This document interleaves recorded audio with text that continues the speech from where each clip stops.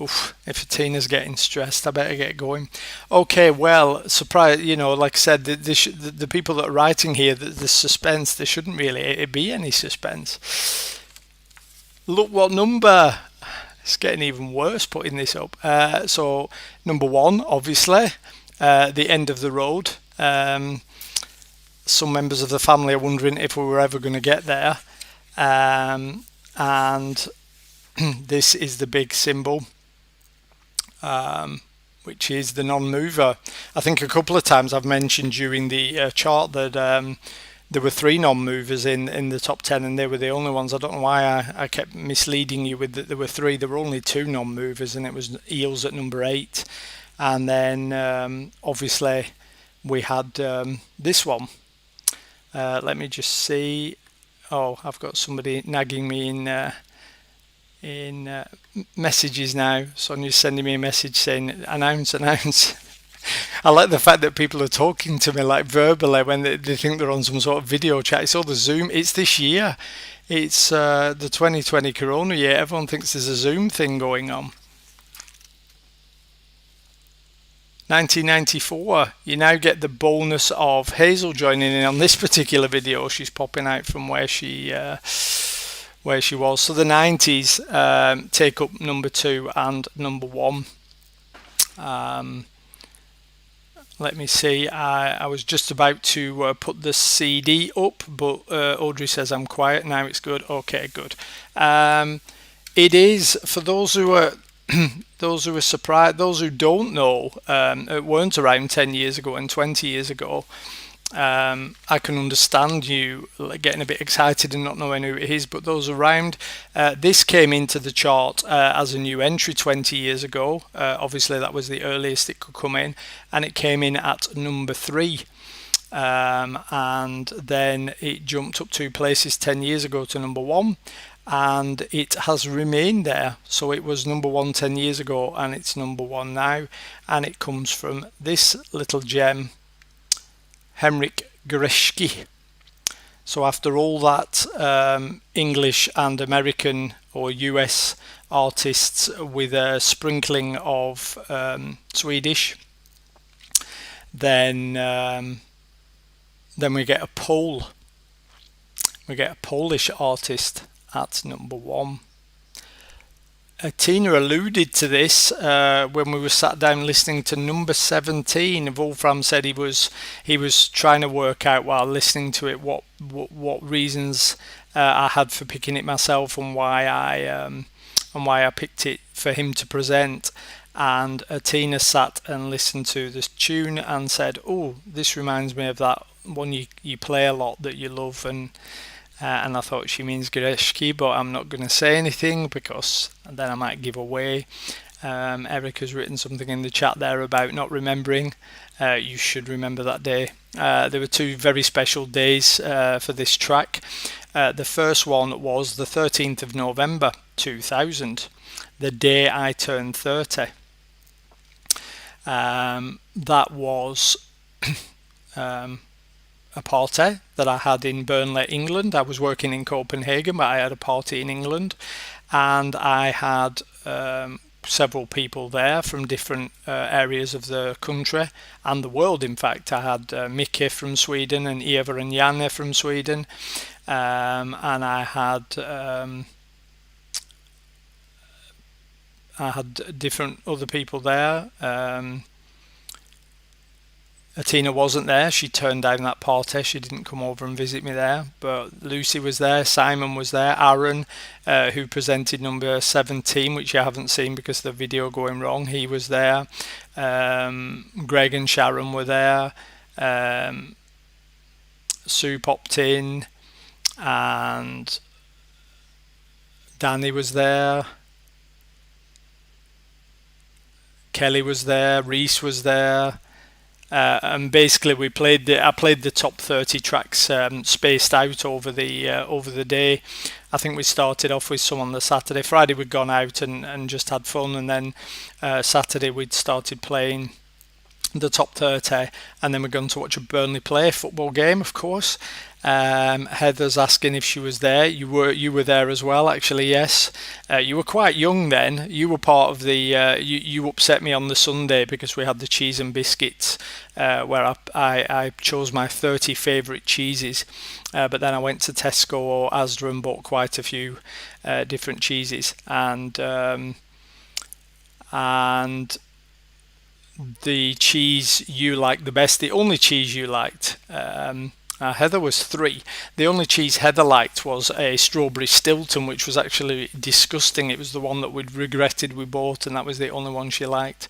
So I thought she was. I thought I was going to have to disown her at that point, and then I found out she didn't like ice cream, so I was going to disown her a bit later for that.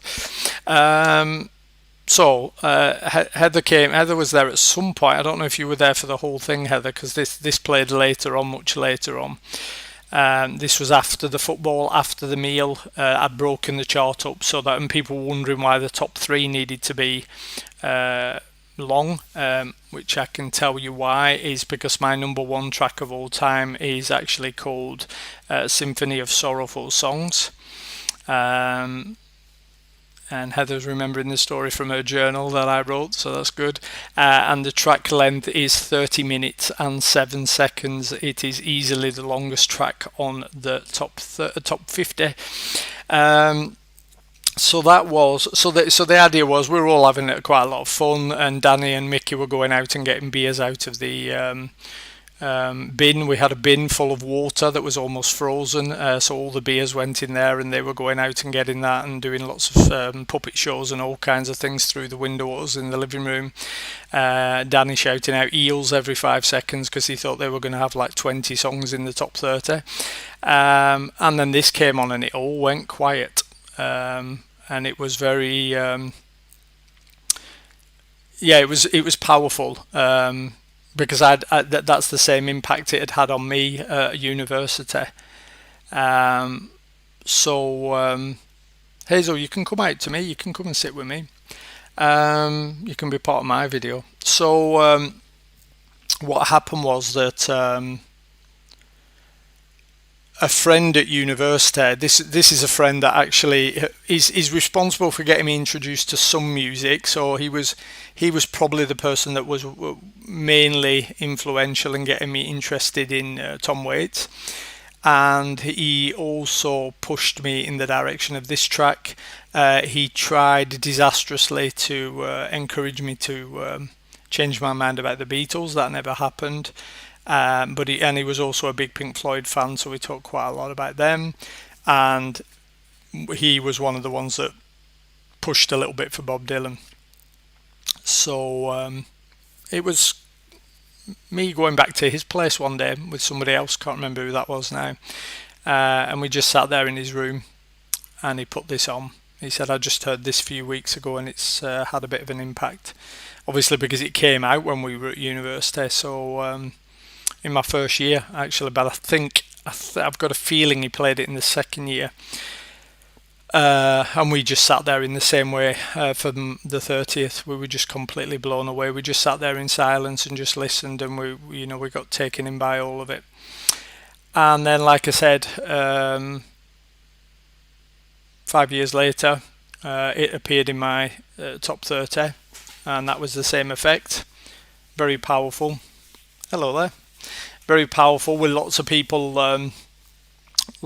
just sat in silence listening for the full 30 minutes. And then 10 years later, when it had finally made it up to number 1, then I had a small gathering as part of my 40th celebrations. That was the 13th of November again, 2010. And there I had Niklas and Erica, and Ninos and Berlin and Greg, and Tina wasn't there because it was a no kids allowed.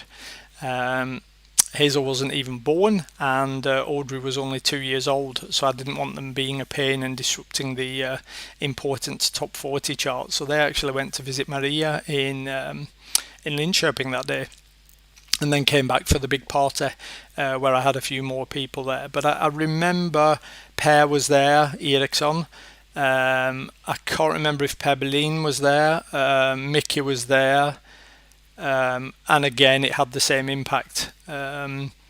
Gone through the chart and people had comments and people were chatting during the songs, and we had fun, and then all of a sudden this came on and it all went quiet again.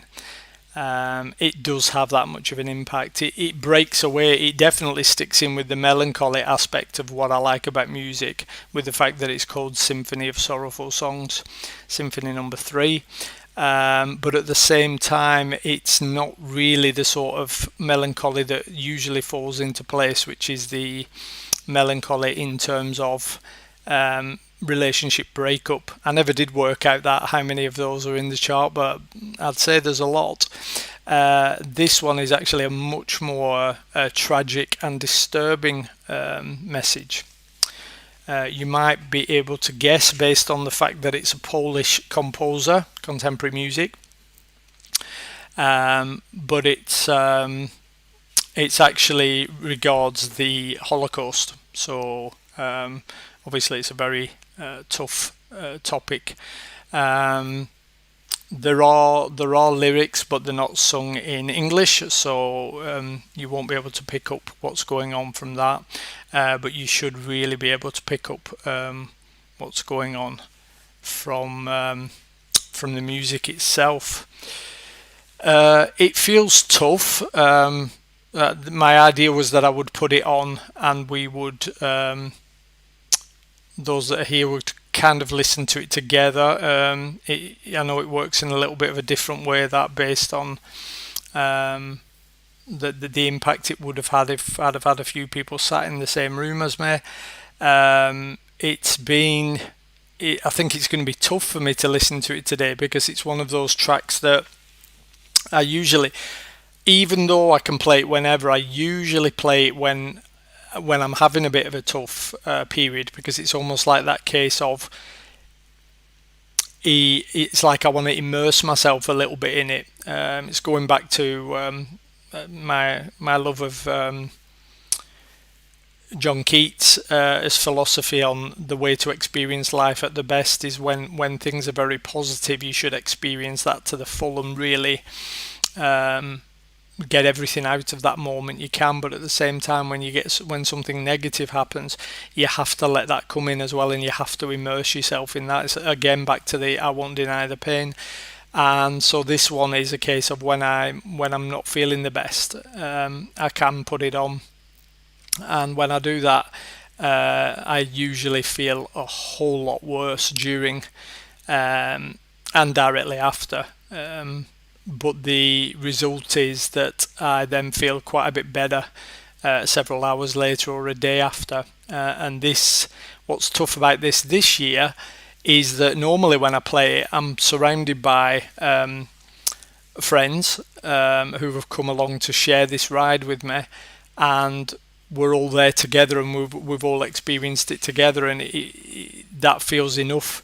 Whereas today's listen is actually going to be that I'm going to put it up, and you're not here, even though you are online. You're not here physically, so it's going to be a little bit tougher. Hazel's telling me to stop saying all the time, but that's very hard for me. It's part of my natural pausing. I haven't worked on that. Maybe I need to have lessons on how not to say so much. It is a live session. I have been recording for 17 minutes now, so it's coming up to. It's still not actually the longest presentation. That was still Wish You Were Here, but like I said, it's been there for the 20 years. It's so powerful. It really does grab hard, and it hurts, but it hurts in a good way. And like I said, I think when it's almost like therapy in a way. I think that's how I see I see music. I think when I play the negative stuff, it sort of cheers me up afterwards. It might not cheer me up right at that time.